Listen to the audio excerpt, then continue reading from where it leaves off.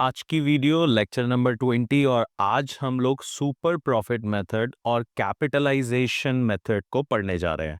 तो सबसे पहले हम लोग बात करेंगे सुपर प्रॉफिट मेथड के बारे में। आपको नाम यहाँ सुपर प्रॉफिट दिख रहा है जिसका मतलब होता है सरप्लस प्रॉफिट। सरप्लस प्रॉफिट क्या होता है?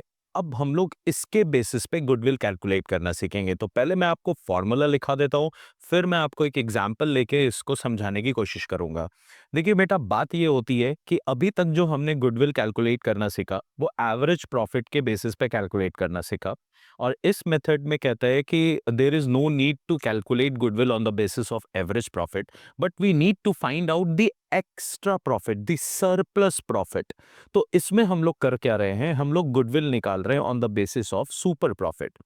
तो गुडविल का फॉर्मूला जो हो जाएगा वो हो जाएगा super profit multiply by number of year purchase. तो ये नंबर ऑफ ईयर परचेज वाला कॉन्सेप्ट तो लास्ट वाले ही मेथड से लिया गया है, बट यहाँ पे जो अलग से बात आई है वो आई है इस सुपर प्रॉफिट के बारे में कि sir what is the super profit. तो अब हम लोग सुपर प्रॉफिट किस तरीके से कैलकुलेट होगा इसके बेसिस पे समझेंगे। देखिए, सुपर प्रॉफिट कैलकुलेट करने का जो फॉर्मूला है वो बहुत ही सिंपल है।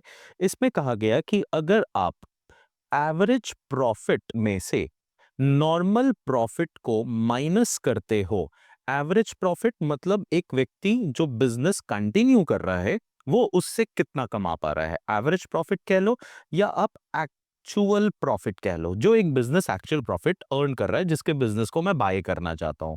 फिर अगर उसी इंडस्ट्री में कोई एक नया स्टार्टअप शुरू करेगा, एक नया बिजनेस सेम इंडस्ट्री में शुरू करना चाहता है अपना इन्वेस्टमेंट लेके, तो वो नॉर्मली कितना अर्न कर सकता है। तो नॉर्मल प्रॉफिट निकालना पड़ेगा। ये आपको क्वेश्चन में इसका जो डेटा है बेटा वो गिवन रहेगा और वो आपको कैलकुलेट करना पड़ेगा। नॉर्मल प्रॉफिट कैलकुलेट करने के लिए आपको दो इंफॉर्मेशन चाहिए। पहला इंफॉर्मेशन चाहिए कि जिसका आप बिजनेस खरीद रहे हो उसने अपने बिजनेस में कितना कैपिटल लगाया हुआ है। समझ रहे बेटा? आप जिसका बिजनेस खरीद रहे हो उसने अपने बिजनेस में कितना कैपिटल, कितनी पूंजी लगाई हुई है। और जो बिजनेस आप परचेस करना चाह रहे हो उस इंडस्ट्री में नॉर्मल रिटर्न ऑन इन्वेस्टमेंट कितना है, जो ये आपको क्वेश्चन में दिया होगा। अगर आप मल्टीप्लाई कर देते हो तो आपका एवरेज नॉर्मल प्रॉफिट कैलकुलेट करके आता है। फिर आप उसको एवरेज से कंपेयर करते हो तो डिफरेंस आपका आ जाएगा सुपर प्रॉफिट। अगर सुपर प्रॉफिट आ रहा है तो वो बिजनेस की गुडविल कैलकुलेट करने में आपकी मदद करेगा। एक एग्जांपल करते हैं। चलिए, मैं एक बिजनेस खरीदना चाहता हूं, बी लिमिटेड। ये बी लिमिटेड बिजनेस जो है वो फैशन गारमेंट्स बिजनेस में इन्वॉल्व है। बहुत इंपॉर्टेंट क्वेश्चन, बहुत इंपॉर्टेंट एग्जांपल, प्लीज बात को समझिएगा। मैं एक बिजनेस बाय करना चाहता हूं जिसका नाम बी लिमिटेड है और वो फैशन गारमेंट्स में काम कर रही है। इस बिजनेस में जो रेट ऑफ रिटर्न है, normal rate of return on investment, वो है 10% का। मतलब अगर अपने पूंजी लगाते हैं तो 10% कमा लेंगे। ठीक है बेटा? अब जिस बिजनेस को मैं खरीदना चाह रहा हूं उसने इन्वेस्टमेंट जो कर रखा है बिजनेस में, इस बी लिमिटेड ने जो इन्वेस्टमेंट कर रखा है ना, कर रखा है बिजनेस में आज की डेट में, वो है 5 लाख रुपए का। समझ पा रहे हो बेटा मैं क्या बोलना चाह रहा हूं? मैं एक बिजनेस खरीद रहा हूं, उस बिजनेस में 5 लाख का इन्वेस्टमेंट हो रखा है और ये बिजनेस इस इंडस्ट्री से बिलोंग करता है जहां पे एक नॉर्मली बिजनेसमैन 10% कमा लेता है। तो अगर मैं इस बिजनेस में नॉर्मल प्रॉफिट कैलकुलेट करने की कोशिश करूं कि नॉर्मली कोई भी बिजनेसमैन 5 लाख रुपए लगा के इस इंडस्ट्री से कितने कमा लेगा, तो ये आपका कैलकुलेट हो जाएगा कि सर ये 50,000 तो कमा लेगा। 50,000 कमा लिया। पर सर, अगर मैं इससे बोलूं कि भाई साहब आपने एक्चुअल प्रॉफिट कितनी कमाई है वो मेरे को बता दो, एक्चुअल प्रॉफिट, तो कुछ तो बेटा डिफरेंट होगा। कुछ तो ये बिजनेस बहुत सालों से कर रहा है, तो इसके कुछ एक्स फैक्टर्स होंगे, कुछ एक्स्ट्रा ऑर्डिनरी फीचर्स होंगे इसके बिजनेस के, इसके बिजनेसमैन के, जिनके वजह से ये इन नॉर्मल प्रॉफिट से तो ज्यादा कमा रहा होगा, तब तो वो मेरे से गुडविल डिमांड कर रहा है। बिल्कुल हाँ। तो एक्चुअल एवरेज प्रॉफिट जो ये कमा रहा था वो 75,000 कमा रहा था। सुपर। मतलब नॉर्मली एक इंडिविजुअल 50 कमा लेगा, पर ये भाई साहब कितना कमा रहे हैं? 75,000 कमा रहे हैं। तो निकला बेटा सरप्लस प्रॉफिट, जिसको अपने सुपर प्रॉफिट बोलेंगे। हाँ जी सर, अब समझ में आया मेरे को कि सरप्लस और सुपर प्रॉफिट क्या होता है। जी, तो अभी आप क्या करोगे? 75,000 को माइनस करोगे 50,000 में से, तो ये आ जाएगा 25,000। अब ये जो सुपर प्रॉफिट है, ये 25,000 के बेसिस पे कैलकुलेट होगी इस क्वेश्चन में। चलो मैं आपको बता देता हूं कि अगर नंबर ऑफ ईयर परचेज जो है वो आप 3 का लेते हो, तो आपका जो गुडविल है वो आ जाएगा 75,000। तो मैं अब बिजनेस जो बी लिमिटेड का बाय करूंगा, इस बी लिमिटेड को बिजनेस के रिस्पेक्ट में मैं कितने रुपए पे करूंगा? मैं 75,000 रुपीज पे करूंगा। This is my goodwill. तो एक बार मैं रिवाइज करा देता हूँ। सुपर प्रॉफिट में करना क्या है बेटा? तो पहले सुपर प्रॉफिट में हमारे पास, मैं जिस बिजनेस को बाय करना चाहता हूं, वो बिजनेस ने कितना इन्वेस्टमेंट कर रखा है, कितना कैपिटल अपने बिजनेस में लगा रखा है, वो कैपिटल मेरे को चाहिए। उसके बाद उस बिजनेस का रेट ऑफ रिटर्न कितना है, वो मेरे को रेट ऑफ रिटर्न चाहिए। अब मेरे को जब बिजनेस का इन्वेस्टमेंट पता चल गया, रेट ऑफ रिटर्न पता चल गया, तो अब मैं क्या करूंगा? एक नॉर्मल प्रॉफिट कैलकुलेट करूंगा कि कोई भी व्यक्ति अगर इतने पैसे लगा के अगर इस 10% के बेसिस पे अर्न करना चाहता है, तो वो कितने अर्न कर पाएगा? 50,000 अर्न कर पाएगा। अब इस बिजनेस ने जो एवरेज प्रॉफिट मेरे को बताई कि मैं एवरेज प्रॉफिट जो कमा पाता हूँ वो 75,000 कमा पाता हूँ, तो मैंने क्या किया? 75,000 में से 50,000 को माइनस कर दिया। तो मुझे ये फील हुआ कि एक्स फैक्टर की वजह से, एक्स्ट्रा ऑर्डिनरी फैक्टर की वजह से ये 25,000 रुपए ज्यादा कमा पा रहा है, और मैंने इस 25,000 के बेसिस पे गुडविल कैलकुलेट करी, और गुडविल कैलकुलेट हो गया 75,000। तो सर, ये क्वेश्चन तो बहुत इजी हो गए। अब इस क्वेश्चन में जो बेटा डिफरेंट डिफरेंट टाइप के क्वेश्चन, सिंपल रहेगा, सारा डेटा तुम्हारे पास गिवन रहेगा और तुम्हें कैलकुलेट करना है super profit method. But different बातें क्या रहेंगी? डिफरेंट बातें ये रहेंगी कि आपको रेट ऑफ रिटर्न तो सिंपली बता देगा, आपको सवाल जो तंग करेगा वो तंग करेगा इन्वेस्टमेंट्स को लेके, मतलब कैपिटल एम्प्लॉयड को लेके। तो मैं आपको दो तरीके बताता हूं कि कैपिटल एम्प्लॉयड, दो तरीके, दो टाइप के क्वेश्चंस बनते हैं जहां पे कैपिटल एम्प्लॉयड निकालना आपको डिस्टर्ब कर सकता है। तो चलो अब पहले कैपिटल एम्प्लॉयड निकालना सीख। तो कैपिटल एम्प्लॉयड निकालने के लिए बेटा आपके पास दो मेथड्स हैं, दो फॉर्मूलाज हैं। और कैपिटल एम्प्लॉयड आराम से, अगर आप ध्यान से मेरी बातों को सुनोगे, तो आप इन दो तरीकों से कैपिटल एम्प्लॉयड निकालना सीख सकते हो, और क्वेश्चन आपको ज्यादा तंग नहीं कर पाएगा। पहला तरीका है, और इसमें आपको क्या रहेगा कि कैपिटल अकाउंट पार्टनर का ये गिवन रहेगा, करंट अकाउंट पार्टनर का ये गिवन रहेगा, और रिजर्व एंड सरप्लस ये गिवन रहेगा। अब आप अगर इन तीनों को ऐड कर देते हो, तो ये आपका आ गया कैपिटल एम्प्लॉयड। तो एक तरीका हो गया जहां पे आप, वैसे भी कैपिटल एम्प्लॉयड का मतलब जो होता था, ये आपने 11वीं क्लास में एक चैप्टर में सीखा था, अकाउंटिंग इक्वेशन अप्रोच में। तो कैपिटल एम्प्लॉयड का एक तरीका हो गया कि आपने कितना बिजनेस में कैपिटल लगा रखा है ये बता दो मेरे को। तो आपने कुछ लंबे समय के लिए निवेश किया है ये बता दिया, कुछ शॉर्टर टाइम के लिए निवेश किया है ये बता दिया, और रिजर्व एंड सरप्लस में आपके कितने पैसे भरे हुए हैं ये बता दिया।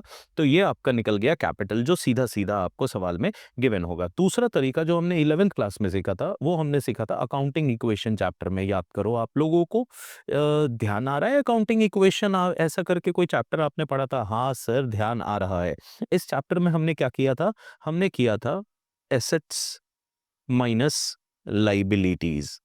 क्या किया था हमने? Assets minus liabilities. तो हमारा जो रिजल्ट आता है वो क्या आता है? Capital employed. बट यहाँ पे एक बात है जो आपको ध्यान देनी है, वो ध्यान ये देनी है कि जब आप ये एसेट्स का कैलकुलेशन करोगे, तो आप एसेट्स को कैलकुलेट करते समय कुछ एसेट्स ऐसे हैं जिनको आप यहाँ बिजनेस में इंक्लूड नहीं करोगे। तो कौन कौन से एसेट्स को इंक्लूड नहीं करोगे, तो वो ध्यान में रखना।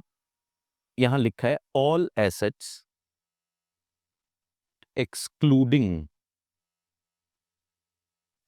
गुडविल। अगर कोई भी गुडविल बैलेंस शीट में गिवन है बेटा, तो वो परचेज्ड गुडविल है, और परचेज गुडविल किसी और की गुडविल होती है। तो जब हम सेल्फ जनरेटेड गुडविल कैलकुलेट करने वाले हैं, तो वहां पे हम लोग किसी और के परचेज गुडविल को इंपॉर्टेंस नहीं देते हैं, तो वो हम लोग इग्नोर कर देंगे। दूसरा, non trade investment. Non trade investment, sir ये नॉन ट्रेड इन्वेस्टमेंट क्या होता है? देखिए, आपके बुक्स में दो तरीके के इन्वेस्टमेंट होते हैं। मैं आपको एक सेकंड समझा देता हूं यहाँ पे। देखिए, आपके जो इन्वेस्टमेंट होते हैं बुक्स में, वो दो तरीके के होते हैं। एक होते हैं ट्रेड इन्वेस्टमेंट, और दूसरे होते हैं non trade investment. Trade investment बेटा वैसे इन्वेस्टमेंट्स को बोलते हैं जो आपके ऑपरेटिंग इनकम को इंक्रीज करे, है ना। ये उसको बोलते हैं जो आपके operating, that is core revenue, जो आपका बिजनेस का मेन रिवेन्यू है, ये उनको इंक्रीज करे, तो उसे बोलते हैं हम लोग ट्रेड इन्वेस्टमेंट। जैसे कि आपने सिक्योरिटी डिपॉजिट पे करी, security deposit given to have building on rent, है ना। आज के डेट में आपको पता है ना कि अगर आप कोई भी बिल्डिंग रेंट पे लेने जाओगे दुकान चलाने के लिए, तो आपको पगड़ी देनी पड़ती है, सिक्योरिटी डिपॉजिट देना पड़ता है, तो उसे अपने बोलता है ट्रेड इन्वेस्टमेंट। क्योंकि इससे हमारा बिजनेस जो है वो ऑपरेटिंग कर पाएगा, वो ऑपरेट कर पाएगा, रेवेन्यू जनरेट कर पाएगा। पर नॉन ट्रेड इन्वेस्टमेंट जो होता है वो होता है, it is to earn extra income. Extra income, या आप इसको बोल सकते हो साइड इनकम। मतलब simply not related to core business activities. जो बिजनेस के कोर एक्टिविटीज मैं पढ़ा रहा हूं, मेरा मेन काम कोचिंग पढ़ाना है, मेरा मेन काम स्टूडेंट से फीस कलेक्ट करना है। पर अगर मैंने शेयर मार्केट में इन्वेस्ट कर रखा है ना, इन्वेस्टमेंट इन शेयर्स, तो ये मेरे स्टूडेंट के आने वाली फीस को कोई इफेक्ट नहीं डाल रहा है। अगर मैंने फिक्स डिपॉजिट करा रखी है, तो ये भी मेरा एक साइड इनकम हो गया, और इस इनकम का मेरे मेन एक्टिविटी से कोई लेना देना नहीं है। तो अगर आपको कोई इन्वेस्टमेंट ऐसा दिखे एसेट साइड में जो कि बिजनेस से रिलेटेड नहीं है, लिखा है नॉन ट्रेड इन्वेस्टमेंट, तो वहां आप इसको कैलकुलेट नहीं करेंगे, आप इसको इग्नोर कर देंगे। एंड फिक्टिशियस एसेट्स तो ये तीन छोड़ देंगे आप एसेट्स कैलकुलेट करते समय बेटा। पहला क्या, गुडविल, दूसरा क्या, नॉन ट्रेड इन्वेस्टमेंट, और तीसरा क्या हो गया, फिक्टिशियस एसेट्स। तो इसके बेसिस पे आपका कैलकुलेशन कवर अप हो जाएगा। तो मैं एक एग्जांपल करा देता हूं इससे रिलेटेड, और एक एग्जांपल करा देता हूं अकाउंटिंग इक्वेशन कॉन्सेप्ट से रिलेटेड, तो आपको कैपिटल एम्प्लॉयड का प्रॉब्लम भी सॉल्व हो जाएगा। एग्जाम्पल नंबर 1, ठीक है। तो ये पार्टनर्स हैं, A and B are partners, और balances in capital and current account as on 31st March 2024 were, ये कैपिटल अकाउंट का बैलेंस और ये करंट अकाउंट का बैलेंस, ए बी। यहां है 4 लाख, यहां है 1 लाख, यहां लिखा है क्रेडिट बैलेंस, यहां लिखा है 3,50,000, यहां लिखा है 80,000, पर यहां लिखा है डेबिट बैलेंस। फिर क्वेश्चन में जनरल रिजर्व है 40,000 का, और प्रॉफिट एंड लॉस का डेबिट बैलेंस है 20,000 का। क्वेश्चन आपसे पूछ रहा है कि एवरेज प्रॉफिट जो है, अगर वो 90,000 है, if average profit is 90,000 and rate of return is 10%, find out goodwill on the basis of super profit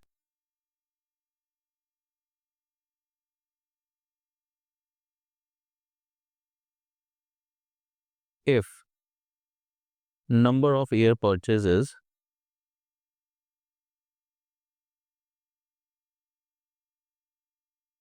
5, ठीक है। तो अब आपको ये क्वेश्चन कैलकुलेट करना है, तो आप कैसे करोगे? ये रहा हमारा सॉल्यूशन। सबसे पहले हमें चाहिए कि जो बिजनेस हम लोग बाय कर रहे हैं उस बिजनेस में कितना पैसा लगा हुआ है। तो कैपिटल एम्प्लॉयड इस बार लिख लेगा कैपिटल अकाउंट वाले अप्रोच से, कैपिटल अकाउंट प्लस कर देंगे करंट अकाउंट प्लस कर देंगे अपना रिजर्व एंड सरप्लस, तो आपका कैपिटल एम्प्लॉयड कैलकुलेट हो जाएगा। तो आइए क्वेश्चन में कैलकुलेट करते हैं। आप सबसे पहले मेरे को बताओ कि ए का कैपिटल अकाउंट कितना शो कर रहा था। तो सर ए का कैपिटल अकाउंट शो कर रहा था 4 लाख, तो आप यहाँ पे 4 लाख लिख दिए।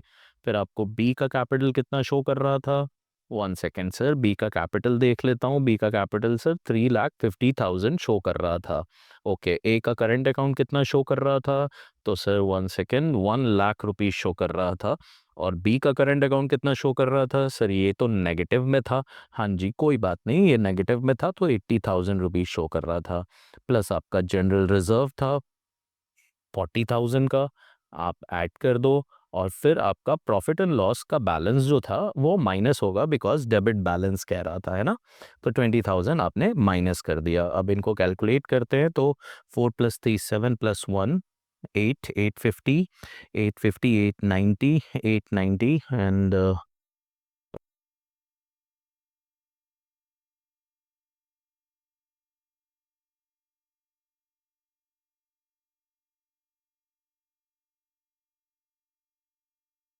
सर ये 7,90,000 आ रहा है, ठीक है, 7,90,000। अब हम लोग नॉर्मल प्रॉफिट निकाल लेते हैं। Normal profit is equals to 7,90,000 multiply by 10%, तो it is 79,000। Super profit is equals to 90,000 minus 79,000, ये आ गया हमारा 11,000।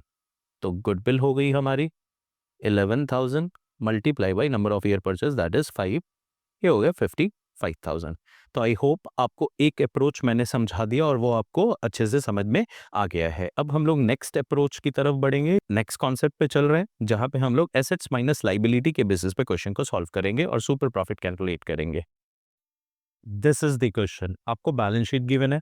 एसेट साइड में आप ध्यान से देखो, लैंड एंड बिल्डिंग है, प्लांट एंड मशीनरी है, गुडविल है। क्या है बेटा, गुडविल। तो आप इसको कैलकुलेट नहीं करोगे। फिर क्या है, इन्वेस्टमेंट है, ये anti means non trade investment, तो इसको भी आप कैलकुलेट नहीं करोगे। इन्वेस्टमेंट है ट्रेड इन्वेस्टमेंट, ये ओके है। सन्ड्री डेटर्स ओके है, कैश ओके है, एडवर्टीजमेंट सस्पेंस फिक्टिशियस एसेट्स है, इसको भी कैलकुलेट नहीं करोगे। मिसलेनियस एक्सपेंसेस, इसको भी इग्नोर करोगे वाइल कैलकुलेटिंग कैपिटल एम्प्लॉयड। फिर उसके बाद कैपिटल अकाउंट है, बीस कैपिटल अकाउंट है, जनरल रिजर्व है, bank overdraft outside liability, sundry creditor outside liability, bills payable outside liability and outstanding expenses outside liability. तो ये हो गए आपके 4 outside liability. Average profit question में गिवन है 1 लाख का, रिटर्न है 10% का। क्वेश्चन कहता है मेरे को कि प्लीज गुडविल निकाल के बता दीजिए using super profit method if number of year purchase is 2। तो let's start solving the question. Okay, तो first we need to calculate capital employed, और इस बार हम लोग जो फॉर्मूला यूज करने वाले हैं वो अकाउंटिंग इक्वेशन अप्रोच के बेसिस पे, that is assets minus outside liabilities. तो पहले आप यहाँ पे एसेट्स निकालो वर्किंग नोट 1 में, और लाइबिलिटी निकालो वर्किंग नोट 2 पे। तो चलिए सर, पहले एसेट्स निकालते हैं। तो आपका जो टोटल एसेट्स है वो निकलेगा 11,50,000। जो आपका टोटल एसेट्स था, ये वाला अमाउंट मैंने ये ले लिया 11,50,000 माइनस। अब आप इसमें से क्या क्या माइनस करोगे, तो पहले माइनस करेंगे हम लोग गुडविल। गुडविल कितने की थी सर, 70,000 की। तो चलिए 70,000 की गुडविल माइनस कर दिए। फिर क्या माइनस करेंगे सर, नॉन ट्रेड इन्वेस्टमेंट 15,000 का आपका नॉन ट्रेड इन्वेस्टमेंट था। ओके सर, ये रहा नॉन ट्रेड इन्वेस्टमेंट 15,000 का। हाँ जी, ये रहा 15,000 का नॉन ट्रेड इन्वेस्टमेंट, ये हम लोग इग्नोर किए। फिर उसके बाद एडवर्टीजमेंट सस्पेंस था 20,000 का, और मिसलेनियस एक्सपेंसेस था 10,000 का। तो माइनस करेंगे 20,000 रुपए का एडवर्टीजमेंट सस्पेंस और फिर माइनस करेंगे 10,000 रुपए का मिसलिनियस एक्सपेंस। अब जाके जो हमारे पास एसेट्स आएगा, ये एसेट हमारा कैलकुलेशन का पार्ट बनेगा। 1 सेकेंड, मैं कैलकुलेट कर लेता हूं।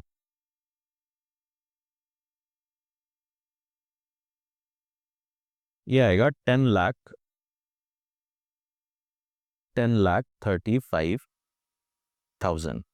अपने यहाँ लिख देते हैं 10,35,000 माइनस आउटस्टैंडिंग लाइबिलिटी निकालनी है जी। आउटस्टैंडिंग लाइबिलिटी निकाल लेता हूँ। क्या क्या ऐड करने होंगे? 4 चीजें ऐड करनी थी sir. Bank OD, creditor, bills payable, outstanding expenses.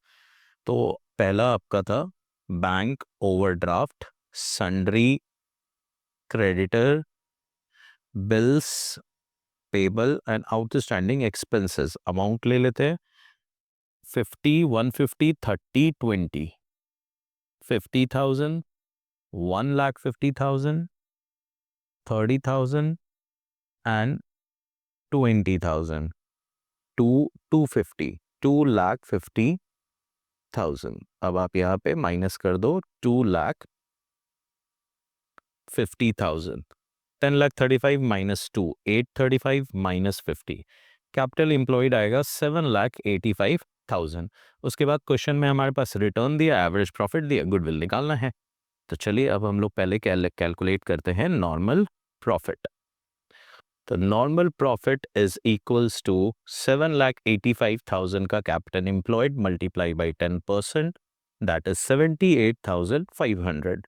Now average profit was given 1 lakh.